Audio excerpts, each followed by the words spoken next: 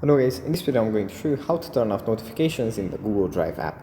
But before that, don't forget to subscribe, leave a comment down below, because at 10,000 subscribers I'm going to show you my whole YouTube revenue statistics and growth strategy. So without further ado, let's just jump right into it. First we have to open up Google Drive. Here it opens up in the home menu. From here we just go into the top left corner, tap on the three lines, then tap on settings, and then tap on notification settings. Here we are going to be redirected to our to our phone settings app, and here we can just turn off notifications, and then we won't receive anything from Google Drive.